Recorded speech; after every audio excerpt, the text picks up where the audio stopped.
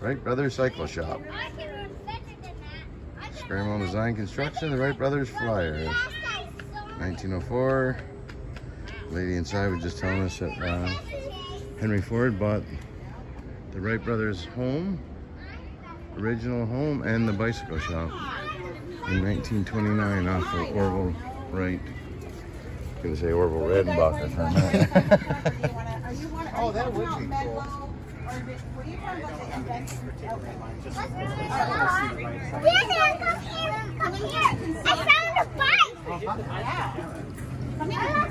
Hey, Theo, come here, bud.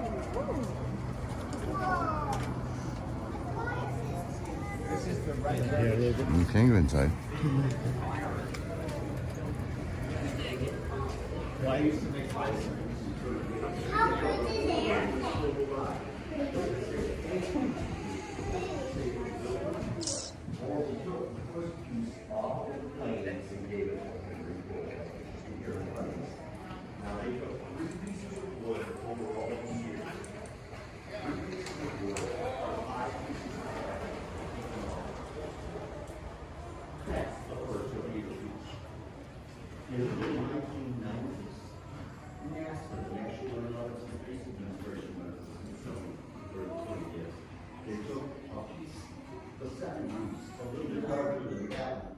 Gave the second piece to Neil Armstrong, the astronaut, and sent it to the moon on the first manned moon.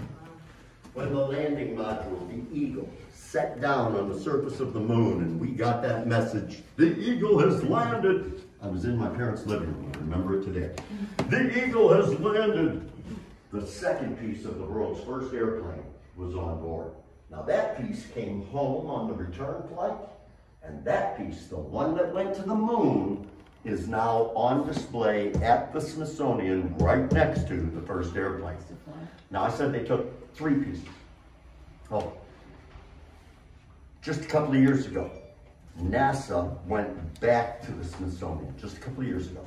They took a piece of fabric off of the wing, the 5th piece of fabric, the last piece of the plane that was removed on purpose that I know of. This is just a couple of years ago. The piece of fabric is 1.5 inch by 1.5 inch square.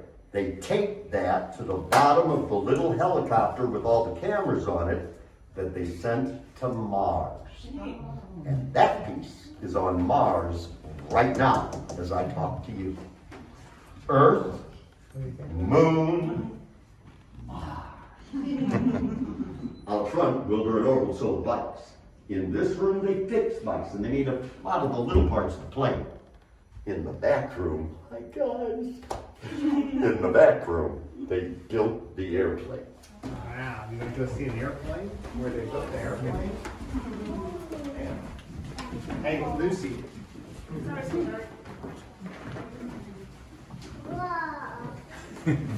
Wow. Is that a real airplane? That looks like airplane. Well, that's what they were building. Come over here. Correct. It doesn't look like our airplanes, does it?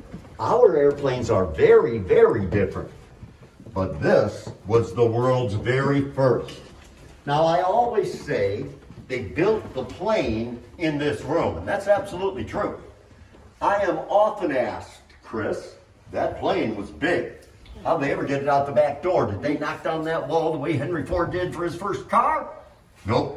What they would do is they would make full-sized sections of the plane.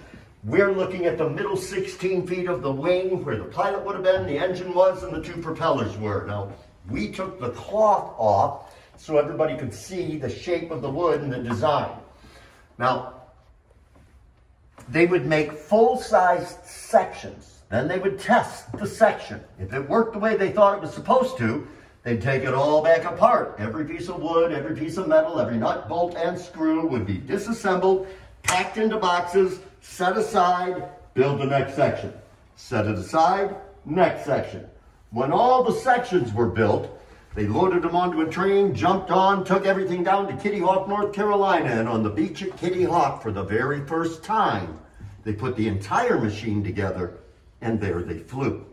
This is why today, if you see a license plate from Ohio, almost always that license plate somewhere on it will say, the birthplace of aviation.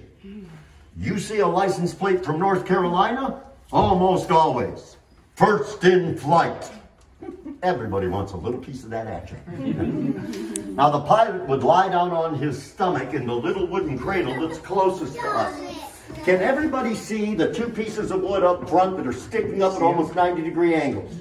The pilot did not hold those to try to steer the plane. He would lay down on his stomach and put those two pieces of wood beside his hips.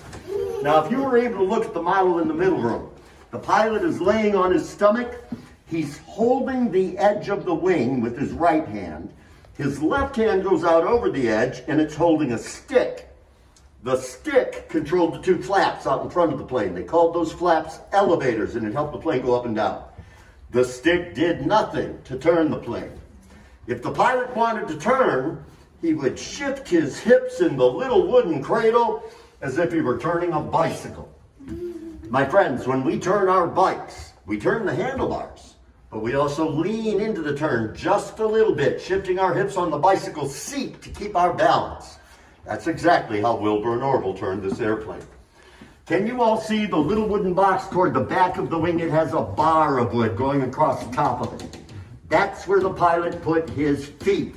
Now, if the plane was going up, the pilot's toes were in front of the wooden bar. If the plane was coming down, the pilot put his toes behind the wooden bar.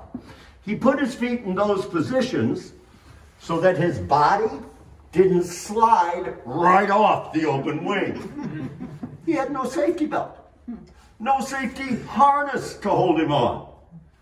Folks, they weren't even wearing parachutes. And in their later experiments, they were often 50 to 150 feet up off the ground, cruising along at 25 to 55 miles an hour, with just those couple of pieces of wood keeping them from flying right off. Brave? The older brother, Wilbur, actually wrote in his diary, "We probably should have been afraid." Yeah, think? But, he continued, "We were so well prepared from all of our experiments and so focused on what we were doing, we didn't have room for fear." That may be okay for Wilbur and Orville, but I'm not ashamed to admit, if that would have been me, I think I would have needed a second pair of shorts when I landed, but that's me. Now, these are the actual machines they use to make the plane. That's their drill, their saw, their lathe. Those three machines cut almost every piece of wood and metal that went into the world's first airplane. Now, my friends, on the saw, there's a little plaque, and on that plaque, a historic fact that to me is the most impressive thing in the building. As wonderful as the bikes and the bike parts out front that Orville Wright actually gave to us are, as marvelous as the pictures and the models and all the stuff is, what's written on that plaque gives me goosebumps. Now I'm going to preface what's on the plaque, and I will close my comments with this. For hundreds and hundreds and hundreds of years, going all the way back to Leonardo da Vinci, people were trying to design, build, and fly a machine that was heavier than air, not a gas-filled balloon, powered by its own onboard engines, not just the wind, and controlled by a human who was on the machine, not on the ground with ropes and strings. Hundreds and hundreds and hundreds of years. In 1903, Wilbur and Orville Wright from Dayton, Ohio, succeeded. And then the plaque tells us that within 65 years of their first successful flight, less than one lifetime, we were walking on the moon. And my friends, the tail end of that journey to the moon all started right